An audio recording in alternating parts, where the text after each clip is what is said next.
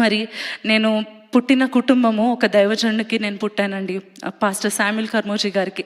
నేను నా తల్లి నా తండ్రి ఇద్దరు కూడా వారు తృణీకరించబడి వారు నా సేవలో నుండి త్రోసివేయబడిన సమయంలో they came out with zero.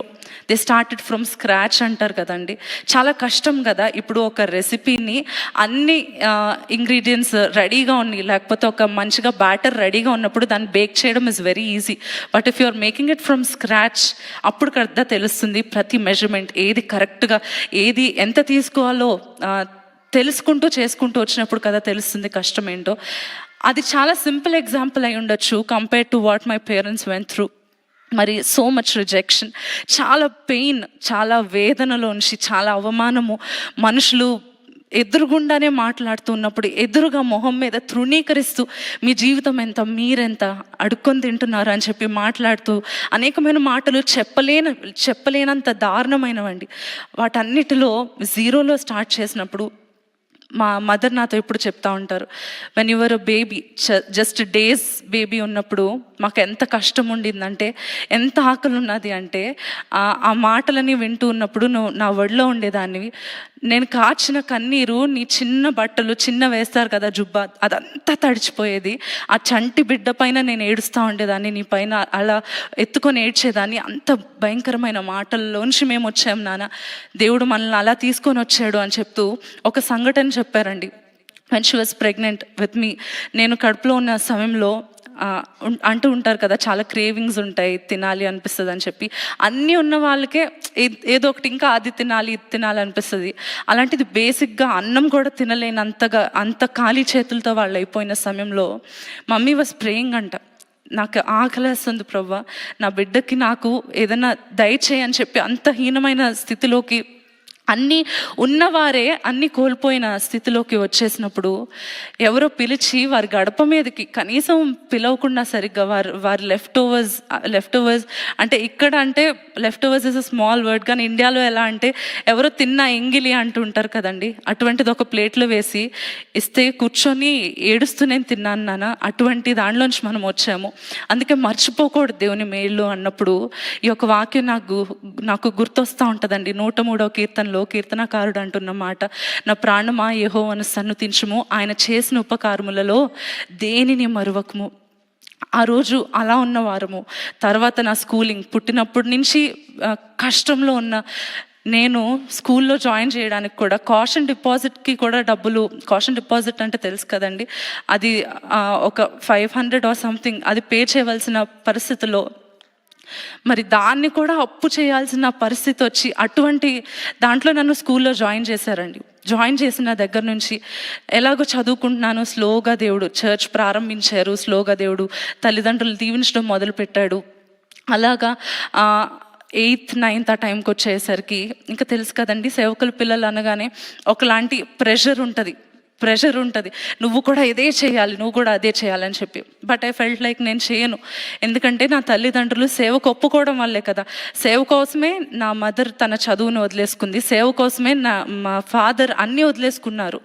నేనెందుకు చేయాలి, నేను చక్కగా చదువుకుంటాను అని చెప్పేసి అనుకుంటున్న సమయంలో నిజంగా అండి ఒక ఆపర్చునిటీ ఎలా అంటే, I use to sing in చర్చ్లో పాడుతూ ఉండేదాన్ని. పాస్టర్ కూతురు కదా, తప్పకుండా పాడాలని ఆంటీలు అందరూ కూడా ప్రెషరైజ్ చేయడం ఇదంతా ఉండేది. అదంతా పక్కన పెడితే పాడుతూ ఉండేదాన్ని. కానీ నాకు అంతగా ఇంట్రెస్ట్ ఎక్కడిది అంటే, ఎందుకు నేను ఇది చేయాలి అనే ప్రశ్న నాలో ఉండిపోయేది. దీనివల్ల it will only lead me to కష్టం, it will only lead me to pain. సేవ అంటే ఓన్లీ దీనికే లీడ్ చేస్తుంది అనే ఫీలింగ్తో నేను ఉండేదాన్ని. అయితే అలా ఉంటున్న సమయంలో డాడీ నన్ను ట్రైన్ చేయడం మొదలుపెట్టారు. నువ్వు పాడాలి అంటే దేవుడు నిన్ను ఉన్నతమైన స్థితికి తీసుకొని వెళ్తాడు. ఆయన నాకు వాగ్దానం ఇచ్చాడు, నీ నోట ఉంచిన మాటలు నీ పిల్లల నోటను వారి పిల్లల నోటను ఉంచుతానని మాట ఇచ్చాడు. అందుకనే దేవుడు నిన్ను వాడుకుంటాడు. సేవ అనేది కష్టం కోసం కాదు, దేవుడు హెచ్చించడానికి కూడా దేవుడు సేవని నీకు అనుగ్రహిస్తున్నాడు, అనేక మందికి దీవెనకరంగా నిన్ను వాడుకుంటాడు అన్న మాటను పట్టుకొని డాడీ ట్రైన్ చేయడం మొదలుపెట్టారు. చర్చ్ క్లీన్ చేయడం, చర్చ్ ఊడవడం, బాత్రూమ్స్ క్లీన్ చేయడం, ఇవన్నిటితో స్టార్ట్ చేసి స్లోగా చివరి నుంచొని బుక్ పట్టుకునేదాన్ని. పెద్దవాళ్ళు పాడుతూ ఉంటే స్లోగా మైక్ ఇచ్చారు. I started singing. పాడడం మొదలు పెట్టానండి. అలా స్కూల్ కొయర్లో కూడా జాయిన్ చేసుకున్నారు. ఎప్పుడన్నా నాకు తెలుసు నేను మిరాకిల్ సెంటర్లో కొయర్ ఉంటారు, మరి వాళ్ళకి ఎలా ట్రైన్ చేస్తామంటే మైక్ లేకపోయినా పాడాలి అని. కానీ కొన్ని ప్రాంతాల్లో ఎలా ఉంటుందంటే మైక్ లేకపోతే వెంటనే అలిగేసి దిగిపోతూ ఉంటారు. అంటే మైక్ లేదు అంటేనే చాలా అలుగుతూ ఉంటారు, చాలా ఫీల్ అయిపోతారు. అలాంటిది ఎంతగా నన్ను అవమానించారు అంటే అండి, నుంచొని పాడుతూ ఉంటే అంతమంది, ఒక స్కూల్ అసెంబ్లీ ఎంత పెద్దది ఉంటుంది, మా ప్రిన్సిపల్ వచ్చి ఫర్ నో రీజన్, కారణమే లేదండి, పాడుతూ ఉంటే ఇలా చిటికేసి గెట్ డౌన్ అన్నారు. నేను ఈరోజు ఇంత సింపుల్గా చెప్తున్నాను, కానీ ఇమాజిన్ అంతమంది ముందు అలా మాట్లాడితే ఎంత అవమానంగా ఉంటుంది కదా. నాకు అర్థం కావట్లేదు ఎందుకు అని అడిగే నోరు కూడా నాకు రావట్లేదు. దిగిపో అని చెప్పారు. సరే అని చెప్పి తల తీర్చుకొని దిగిపోయాను. నేను ఎంత భయంకరంగా ఏడ్చానో నేను మాటల్లో చెప్పలేనండి. That walk down the stage was the most horrible one in my life. నా లైఫ్లో నేను నడిచిన ఒక దారుణమైన నడక అది అని నేను అనుకోవచ్చు. తల దించుకున్నాను. My face was red, I was crying. నేను అనుకున్నాను, ఇందుకే దేవుడు పాటలు పాడితే ఇలాగే అవమానిస్తారు, ఇందుకే నేను కాదనుకున్నాను కదా, ఎందుకు ప్రభువా నన్ను పిలిచి మరీ అవమానించడం అని చెప్పి నేను అనుకున్న పరిస్థితుల్లో అలా స్లోగా ఇంకా సేవలో తప్పట్లేదు, పాడుతున్నాను కదా, ఇంకా చర్చ్లో అలా పాడడం మొదలుపెట్టాను స్లోగా. ఇంటర్ సెకండ్ ఇయర్లో ఉన్నప్పుడు మరి ఒక యవనస్తుల కూడికకు నేను హైదరాబాద్ వెళ్ళినప్పుడు ఒక దైవజనుని ద్వారా దేవుడు నాతో మాట్లాడాడు.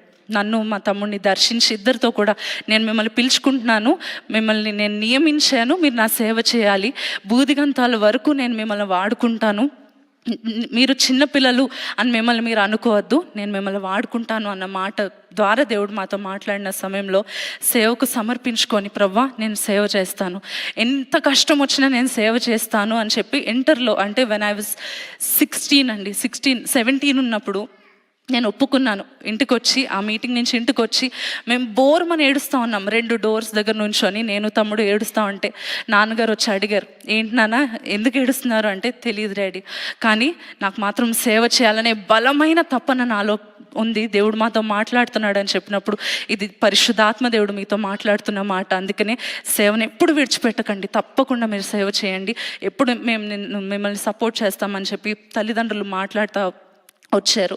ఆ సమయంలో నేను నా ఫస్ట్ మెసేజ్ చెప్పానండి, నా టీచర్స్ డేకి.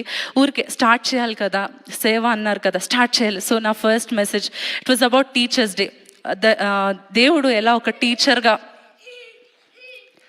ఎలా దేవుడు నిలబెట్టుకున్నాడు అని చెప్పి, ఆయన ఎలా ఒక బోధకుడుగా ముందుకు వచ్చాడు అనే దాని గురించి నేను చూస్తూ వచ్చిన సమయంలో నేను దాని గురించి ధ్యానించి ఒక చిన్న వర్తమానం రిలీజ్ చేసినప్పుడు నేను అనుకున్నాను, చిన్నప్పటి నుంచి నాన్న నువ్వు సేవ చేయాలి, నాన్న నువ్వు చాలా బాగా పాడతావు అని చెప్పి బుగ్గలు పట్టుకొని ముద్దులు పెట్టే ఆంటీలు అంకుల్స్ వీళ్ళందరూ చాలా నన్ను ప్రోత్సహిస్తారు, అందరూ మురిసిపోతారని అనుకున్నానండి. కానీ నేను బైబిల్ నుంచి ప్రిపేర్ అయ్యే ఒక మాట చెప్పి ఒక 17-year-old నేను అది చెప్పినప్పుడు, అంటే నన్ను ప్రోత్సహిస్తారు అనుకునే వాళ్ళు మౌనంగా ఉండడం కాకుండా భయంకరమైన మాటలు మాట్లాడారు. నేను ఆశ్చర్యపోయాను, ఏంటి ఇంత దారుణంగా కూడా మాట్లాడగలుగుతారా అని చెప్పి. అటువంటి తృణీకరణలు ఎలా మాట్లాడారంటే, తను హెచ్చించుకోవడానికి వచ్చింది, తిను కూడా ఫేమస్ అవడానికే వచ్చింది అని చెప్పి. బట్ మై ఇంటెన్షన్ వాజ్, నేను ఒక మాట చెప్తే చిన్న పిల్లల నుంచి అయినా, నా వయస్కులైనా కనీసం వారు ఇన్స్పైర్ అవుతారు, దేవుని వైపు త్రిప్పబడతారనే ఒక తపనతో నేను ముందుకు వచ్చినప్పుడు దాన్ని కూడా తృణీకరించడం మొదలుపెట్టారు, అసహ్యంగా మాట్లాడడం మొదలుపెట్టారు. చిన్న వాటిని, అనవసరమైన వాటిని ఎత్తి చూపించి వల్గర్గా కామెంట్స్ చేయడం మొదలుపెట్టారండి. ఇదంతా అయిపోయింది, అవన్నీ తట్టుకొని నిలవబడ్డాను. ఆ తర్వాత కాలేజ్కి వచ్చాను, యూనివర్సిటీకి వచ్చిన తర్వాత ఇంకొక రకమైన rejection, just because I was I'm Christian, నేను ఒక దేవుని నమ్ముకున్న బిడ్డగా ఉన్నానని చెప్పి నా వీడియోస్ని స్క్రీన్ షాట్స్ తీసి నా యూనివర్సిటీలో వాల్స్ మీద మేమ్స్ తయారు చేసి they would stick them on the walls. And నేను నడుస్తూ ఉంటే మాక్ చేస్తూ ఉండేవారు, నవ్వుతూ ఉండేవారు, చేయి చూపించి నవ్వడం, కాలడ్డు పెట్టి నవ్వుతా మాక్ చేస్తూ కావాలని నా మార్క్స్ని అన్ని సబ్మిషన్స్ చేసిన they would give me 0 attendance. అటువంటి అంతలాగా నా పైన కాలేజ్ వారు అందరూ కూడా పగపట్టి నన్ను తృణీకరించడం మొదలుపెట్టినప్పుడు, అప్పుడు ఇంకొక సిచ్యువేషన్తో నేను కొట్టబడ్డాను. ఆల్రెడీ దీంతో బాధపడతా ఉన్నాను, ఇంకో వైపు నుంచి నా పైన భయంకరమైన వీడియోస్ డబ్బులు ఇచ్చి మరీ చేపిస్తూ అసహ్యంగా వల్గర్గా చేపిస్తూ, బట్టలు ఇప్పినట్టు మాట్లాడుతూ, భయంకరంగా మాట్లాడుతూ ఉన్నప్పుడు నేను అనుకున్నాను, నాకు చావే శరణము. అంటే నేను చచ్చిపోతేనే కానీ దీని నుంచి తప్పించుకోలేను, నేను దీన్ని తట్టుకోలేను అనుకునే అంత పెయిన్లోకి నేను వెళ్ళిపోయానండి. నేను దేవుణ్ణి కూడా వదిలేశాను అనే పరిస్థితికి వచ్చేసాను. ఎందుకు ఇంకా ఇన్నేళ్ళు సేవ చేశాం, నా తల్లిదండ్రులు అన్నీ వదిలేశారు, దేవుని నమ్ముకున్నారు, సేవ చేస్తున్నారు. నేను కూడా సేవకని ఒప్పుకొని వచ్చాను. నా వయసులో అందరూ ఎంజాయ్ చేస్తారు, అందరూ హ్యాపీగా ఉంటారు, నేను ఎందుకు అన్నీ సమర్పించుకొని నాకేం వచ్చింది, ఇది ఇంత కష్టం నాకెందుకు అని అనుకున్న సమయంలో మరి ఎంత పెయిన్లో ఉన్నాను నేను చెప్పలేనండి. ఆల్రెడీ కాలేజ్లో ఉన్న రిజెక్షన్, యూట్యూబ్లో భయంకరంగా ట్రోల్స్ చేస్తూ ఉన్నారు, అసహ్యంగా మాట్లాడుతున్నారు, దైవజనులను పిలువబడి అని పేరు పెట్టుకొని మరి అసహ్యంగా మాట్లాడేవారు ఉన్నారు. ఇంకోవైపు ఏమైందంటే, ఒక ఎర్లీ మార్నింగ్, ఒక సండే మార్నింగ్, రీసెంట్గా సండే మార్నింగ్ 5 o'clockకి, అరౌండ్ 3 o'clock, మరి ఇదే ఫస్ట్ టైం అండి, ఐ థింక్ నేను ఫస్ట్ టైం దీని గురించి చెప్పడము బయట, మరి లైవ్లో కానీ చర్చ్లో కానీ. ఎందుకంటే నా సాక్ష్యంలో this is a very important part అని నేను అనుకుంటున్నాను. ఇంతకుముందు నన్ను తృణీకరించిన వారు, చిన్నప్పుడు ఆకలితో ఉన్నానన్నాను కదండి, ఆకలితో ఉన్నామన్నాం కదా, కనీసం ఎవరో ఇచ్చిన ఫుడ్ తినాల్సి వచ్చింది అనుకున్నాం కదా.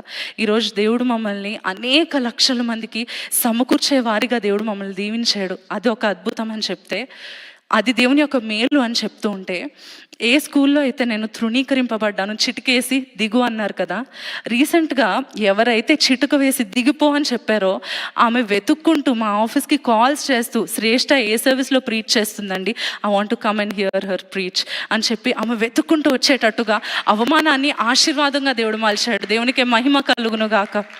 ఇలా ప్రతి అవమానాన్ని ఆశీర్వాదంగా, ప్రతి అవమానాన్ని ఆశీర్వాదంగా, గాయాన్ని సంతోషంగా దేవుడు మార్చడం మొదలుపెట్టాడు. ఇలా సేవలో కొనసాగుతూ ఉన్నాను. అయినా సరే కాలేజ్లో ఉన్న రిజెక్షన్ పోని పట్టించుకోవద్దులే, అక్కడితో వదిలేద్దాంలే అనుకుంటే యూట్యూబ్లో ఉన్నది. తర్వాత one Sunday morning, a few months ago I should say, ఒక సంవత్సరం క్రితం అండి, ఎర్లీ మార్నింగ్ 3 o'clockకి ఎవ్రీ సాటర్డే నాకు ఒక అలవాటు ఉండేది.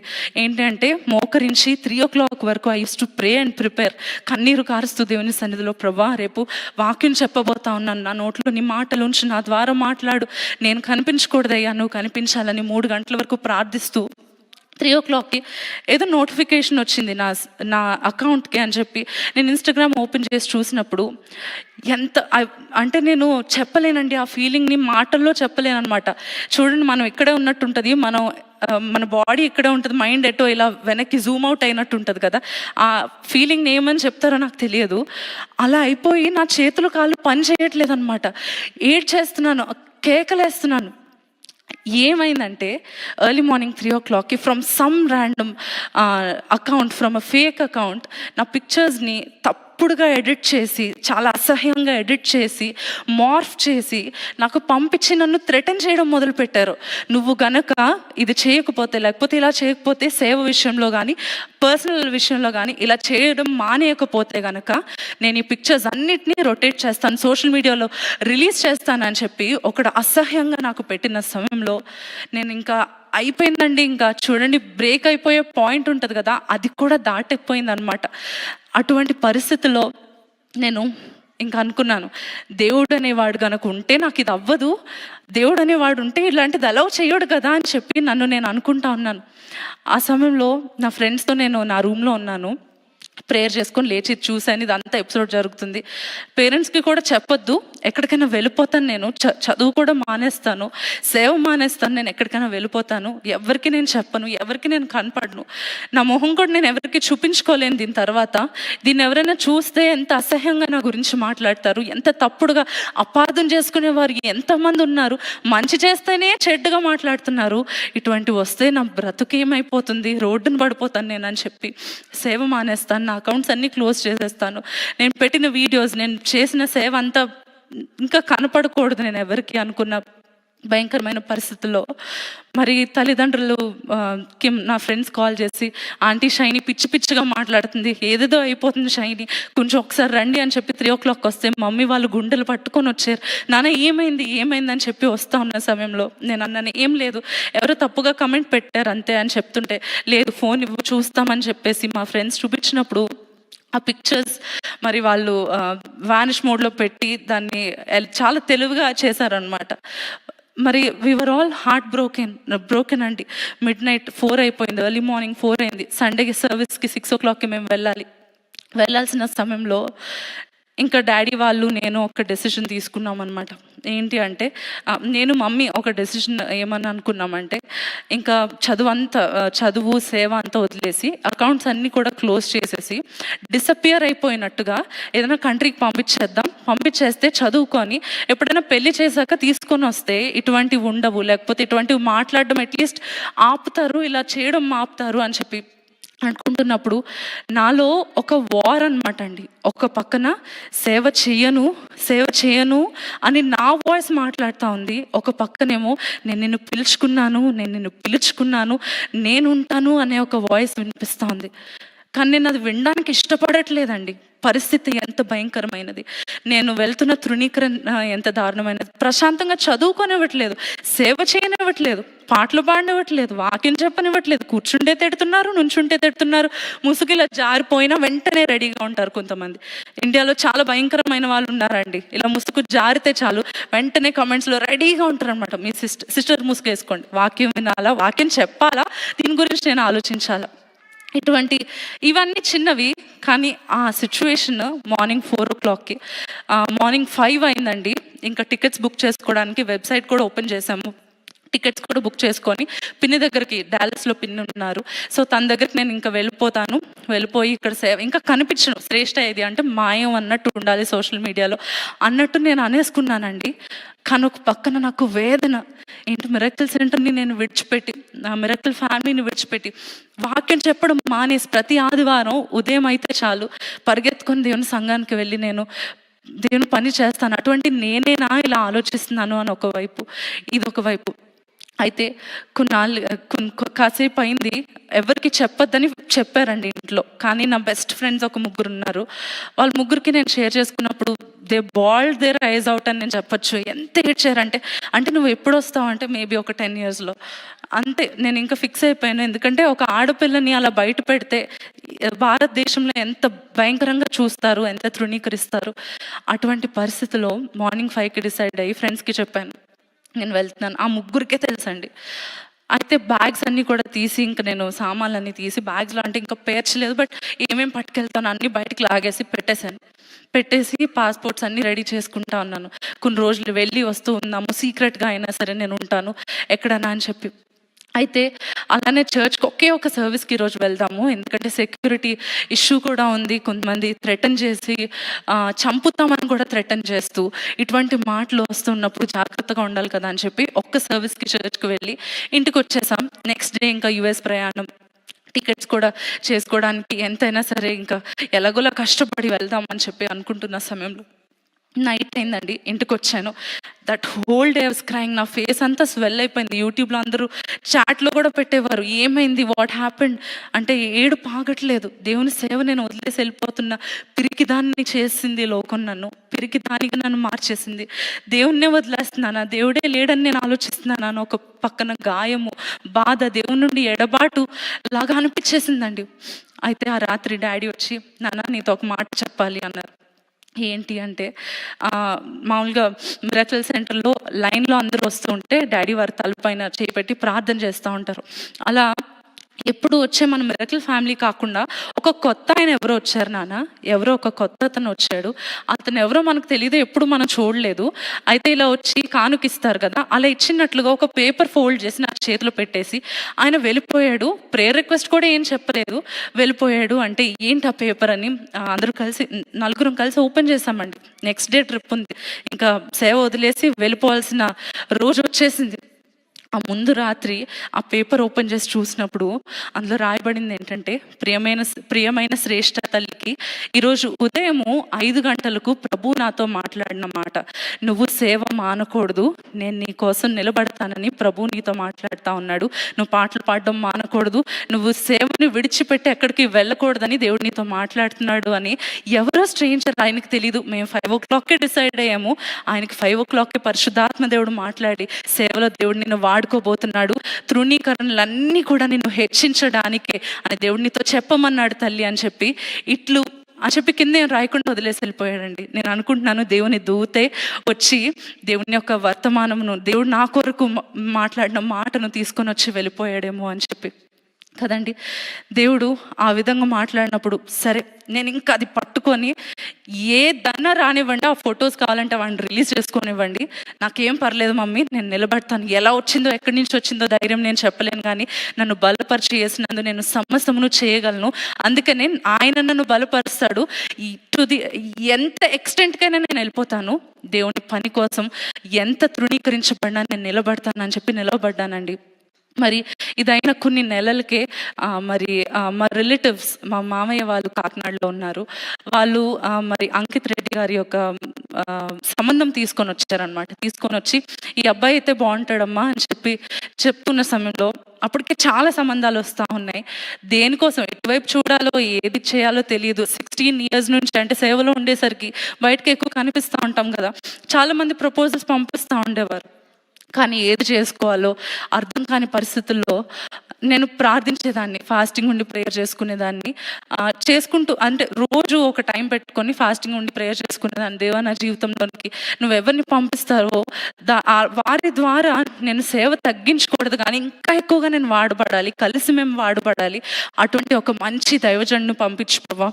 నేను ఆ సేవ ఆగిపోకూడదు, లేకపోతే ఒక మామూలుగా స్టేగ్నెంట్గానో లేకపోతే పేరు కోసం సేవ చేసేవారుగానో కాకుండా నాకు ఒక మంచి హస్బెండ్ని పంపించు అని చెప్పి ప్రార్థిస్తున్న సమయంలో ఈ యొక్క సంబంధం వచ్చిందండి.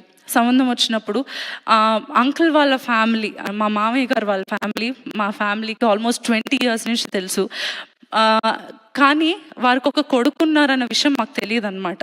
అంటే డాటర్ ఉన్నారు, వదిన గురించి మాకు తెలుసు. చాలా అద్భుతమైన పాటలు, అద్భుతమైన వర్తమానాలు చెప్తూ ఉంటారు. అయితే ఆమె గురించి తెలుసుకున్నారన్న విషయం నాకు తెలియదు. కొన్ని రోజులకు ఇది వచ్చిన తర్వాత నేను కొన్ని పిక్చర్స్, ఎవరు అసలు వీళ్ళ అబ్బాయి, ఓకే వీళ్ళ అబ్బాయి అని చెప్పి ఇన్స్టాగ్రామ్ అంతా చూస్తూ ఉన్న సమయంలో చూడ్డానికి అంతా బాగానే ఉన్నారు, కానీ పాష్గా ఉంటారేమో, సేవ మీద ఇంట్రెస్ట్ ఉండదేమో, ఈ ఫోటోగ్రఫీ పిచ్చి ఉన్నట్టుంది, సేవ మీద ఏం ఇంట్రెస్ట్ ఉంటుంది అని చెప్పి నేను అనుకుంటూ, నేను అంటే ఫోటోగ్రఫీ మీద ఇష్టం, చాలా ఇష్టం ఉన్నట్టు అనిపిస్తున్నారు, ఏముంటుంది సేవ మీద ఇష్టం అని చెప్పి మమ్మీతో మాట్లాడుతూ వచ్చాను అనమాట. మమ్మీ నీకు తెలుసా అంటే, నేను ఒకసారి పోస్టర్లో చూసాను నాన్న, అంతే తప్ప అబ్బాయివి ఏం తెలీదు, కొన్ని వాక్యాలు డాడీ అప్పుడప్పుడు విన్నారు అని చెప్పి మమ్మీ చెప్పారు. అయితే ఈ సంబంధం వచ్చిన దాని గురించి నేను ప్రార్థిస్తా ఉన్నాను. This is the first time అండి, this is a very special place for me. అందుకనే మా స్టోరీ చెప్పడానికి నేను ఇష్టపడతా ఉన్నాను.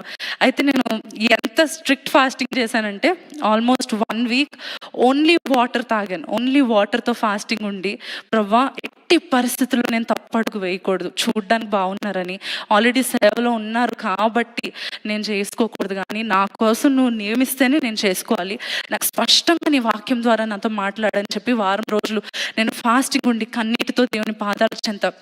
ఇంతవరకు మనుషులు నన్ను తృణీకరించారు, అందరూ నన్ను గాయపరిచారు. ఎలా ఉండాలంటే ప్రవ్వా, కలకనిన వారి వలె నుంటిమి అన్న మాట మనం ఇజ్రాయెల్ నుంచి బానిసత్వంలో నుంచి బయటకు వచ్చిన తర్వాత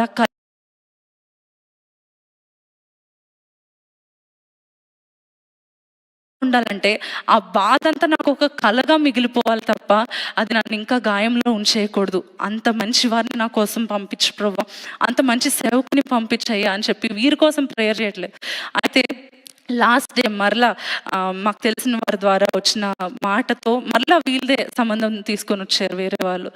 అయితే జస్ట్ సజెషన్ లాగా వాళ్ళు అడిగారని కాదండి, వారు ఏమని చెప్పారంటే పలానా అబ్బాయి ఉన్నాడు మీకు బాగుంటుందేమో అని చెప్పి చెప్తా వచ్చారు.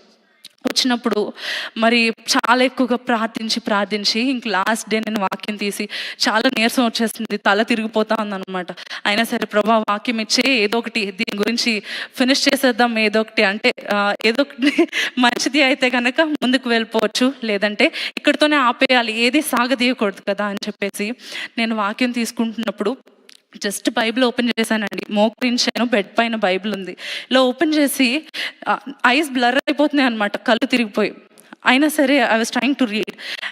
ఎలా అంటే ఒక ఫోకస్గా రిలీజ్ అయినట్టు ఈ వాక్యం పైన నా కళ్ళు పడ్డాయి. ఏమనంటే, go with them for I have sent them to you, they have come from మీ అనే వాక్యం నాకు వచ్చిందండి. వచ్చినప్పుడు నేను అనుకున్నాను, సరే ప్రభా, నువ్వు మాట్లాడితే కనుక శ్రేష్టమైన దాన్నే నువ్వు ఇస్తావు. నా తల్లిదండ్రులకు మాకు అందరికీ పీస్ ఉంది కాబట్టి నీకు ఇష్టమైతే దీని గురించి ముందుకు వెళ్తామని చెప్పి డాడీ దగ్గరికి వెళ్ళి వాక్యం చెప్పినప్పుడు, డాడీ మామూలుగా అయితే నా విషయంలో చాలా ఎక్కువ ఆలోచిస్తారు కదా అండి. కూతురు విషయంలో అంటే, కూతురు పెళ్ళి అంటే చాలా ఎక్కువగా ఆలోచిస్తారు కదా. డాడీ వెంటనే సరే అడిగేద్దాం అన్నారు.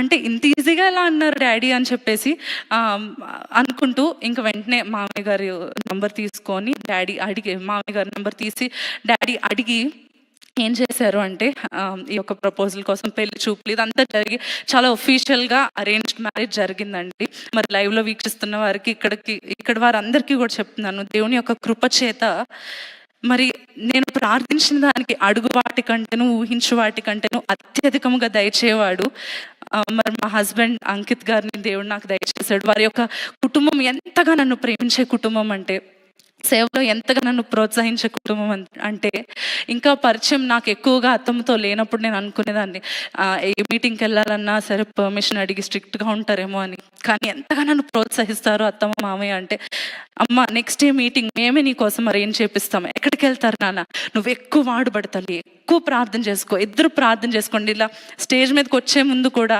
ఎంత ప్రేమగా నాకు టెక్స్ట్ పెట్టారంటే, ఇప్పుడు వాళ్ళకి ఆల్రెడీ లేట్ నైట్ అయిపోయింది కానీ ఎంత ప్రేమతో పెట్టారంటే, తల్లి చక్కగా వాడబడండి, ప్రేయర్ చేసుకొని వెళ్ళమ్మా, చక్కగా my beautiful doll and my handsome prince ఇద్దరు వెళ్ళి వాడబడండి దేవుని కోసం, షైన్ ఫర్ జీసస్ అని చెప్పి ఎంతో ప్రేమతో మమ్మల్ని ప్రోత్సహించే కుటుంబం. నేను అడిగిన దానికన్నా ఊహించిన దానికన్నా నా తల్లిదండ్రులు కోరుకున్న దానికన్నా ఉన్నతమైన కుటుంబాన్ని దేవుడు సేవలో నిలబడుతూ అనేక లక్షల మందికి ప్రపంచవ్యాప్తముగా దీవెనకరంగా ఉన్న కుటుంబాన్ని, భర్తని, వదినని, అన్నయ్యని వీళ్ళందరినీ దేవుడు నాకు దయచేశాడు. And I'm feeling so satisfied.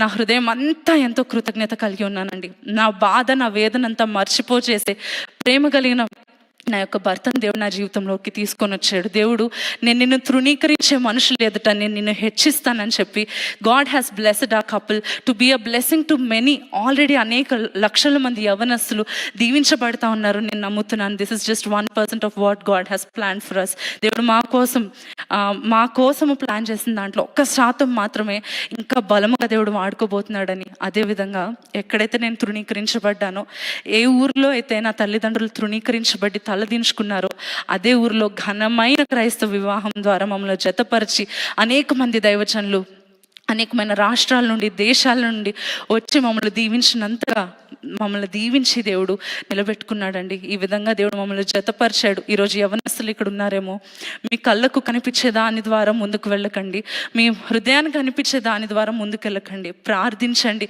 దేవునికి ఏది ఇష్టం అనిపిస్తుందో, దేవుని దృష్టిలో ఏది శ్రేష్టమైనదో, ఈరోజు కళ్ళకి తృణీకరించబడిన దానిగా వేస్ట్గా అనిపిస్తూ ఉండొచ్చేమో. నన్ను చూస్తే నేను ఆ టైటిల్ ఇచ్చుకున్నానండి, రిజెక్టెడ్ అని. నేను రిజెక్టెడ్ అని చెప్పి నా ప్రైవేట్ అకౌంట్ కూడా అలా పెట్టుకునేదాన్ని, రిజెక్టెడ్ పీస్ అని చెప్పి. అంటే అంత చిన్నప్పుడు ఎలా పడితే అలా పెడతాం కదండి, కొన్ని నేమ్స్ నిబ్బీష్గా పెడుతూ ఉంటాం కదా. అలా పెడుతున్నప్పుడు నేను రిజెక్టెడ్ అని చెప్పి నా గురించి నేను పెట్టుకునేదాన్ని. నా గురించి నేను చెప్పుకోవడం, ఎప్పుడు ఏడుస్తూనే ఉంటాను కదా మమ్మీ, ఏదైనా మంచిగా వస్తే ఎక్కువగా హ్యాపీ ఫీల్ అవ్వద్దు, ఎందుకంటే నాకు ఎప్పుడు మంచిగా జరగదు, ఎప్పుడు చెడే జరుగుతుంది అన్న నోట్తో నేను మాట్లాడుకునేదాన్ని. అటువంటి నా జీవితాన్ని దేవుడు సంతోషకరముగా మార్చాడండి. కన్నీటిని నాట్యంగా మార్చి ఎందుకు పనికిరావని చెప్పి కిందకి దింపేసిన నా యొక్క పరిస్థితి నుండి దేవుడు అన్నాడు, నేను నిన్ను అనేక లక్షల మందికి ప్రపంచవ్యాప్తంగా నేను నిన్ను దీవిస్తానని చెప్పి ఎక్కడైతే తలదించుకున్నానో దేవుడు నా తల ఎత్తాడు. నాకు అర్హత ఉందని కాదు, ఒక దైవజనరాలు కూతురిని అని కాదు, నేను గొప్పదాన్నని కాదు, నేను టాలెంటెడ్ అని కాదు, కానీ దేవుని యొక్క కృప మాత్రమే అండి. అందును బట్టి దేవునికే సమస్త మహిమ, ఘనత, ప్రభావములు చెల్లించుకుంటున్నాను. హల్లెలూయా. ఈ సమయంలో ఈరోజు మీరు ఏ పరిస్థితిలో ఉన్నా సరే, అర్హత లేని మన పైన ప్రేమ చూపిన కృపామయుడు, ఆయన విడువడు, ఎడబాయడు. ప్రభు మీతో మాట్లాడుతూ ఉన్నాడు. నేను నమ్ముతున్నాను, ఒకవేళ నా యొక్క సాక్ష్యం ద్వారా మీరు దీవించబడినట్లయితే మీరు కూడా విశ్వాసంతో నమ్మండి. ఈరోజు మనుషులు మిమ్మల్ని తృణీకరిస్తున్నారేమో, పైకి ఎదగకుండా మాటలతో, చేతులతో తొక్కేస్తున్నారేమో, గాయపరుస్తున్నారేమో, మీ ఎదురుగుండా నవ్వుతూ మీ వెనకాల గుంపులుగా కూడి మాట్లాడుకుంటున్నారేమో, మీ ఎదురుగుండా మిమ్మల్ని పొగుడుతూ వెనకాల అసహ్యంగా మాట్లాడుతున్నారేమో, ఈరోజు కొరతే నా జీవితం అనుకుంటున్నారేమో. దేవుడు సమృద్ధితో నింపుతాడండి. సమృద్ధి అయిన శాంతి దేవుడు మీకు ఇస్తాడు. సమృద్ధి అయిన ప్రశాంతత, సమృద్ధి అయిన దీవెన దేవుడు దయచేయబోతా ఉన్నాడు. అంత మాత్రమే కాదు, దేవుడు లేడు అనుకునే పరిస్థితులు తీసుకొని వస్తున్నాడేమో అపవాది మీ జీవితంలోనికి. దేవుడే లేడు అనుకుంటున్నారేమో, దేవుడు ఉన్నాడు. దేవుడు ఏం చేశాడని ప్రశ్నిస్తున్నారేమో, దేవుడు మీ జీవితాన్ని మార్చబోతా ఉన్నాడు. దేవుడు పరిస్థితులను మార్చు దేవుడు. ఆయన కన్నీటిని నాట్యముగాను, మారాను మధురముగాను మార్చు దేవుడు. మీరు నమ్ముతుంటే బిగ్గరగా ఆయనకు స్తోత్రం చెప్తారా? హల్లెలూయా. ఈరోజు మారా నా పేరు అని చెప్తున్నారేమో, చేదు నా పేరు అని చెప్తున్నారేమో. నీ పేరు మధురము, నీ పేరు ప్రశాంతత, నీ పేరు దీవెన, నీ పేరు ఆత్మీయత, ఇవన్నీ దేవుడు మీకు నూతనమైన పేర్లుగా దయచేస్తా ఉన్నాడు. నా గాయమును దేవుడు నాట్యముగా మార్చాడు. అందును బట్టి దేవునికి స్తోత్రం చెల్లిస్తూ మరి ఈ సమయంలో మా హస్బెండ్కి ఈ సమయాన్ని నేను అందిస్తా ఉన్నాను. అతను కూడా తన యొక్క సాక్ష్యాన్ని పంచుకొని మేము కలిసి ఆరాధనలో నడిపిస్తామండి. Praise the lord. దేవునికే మహిమ కలుగును గాక.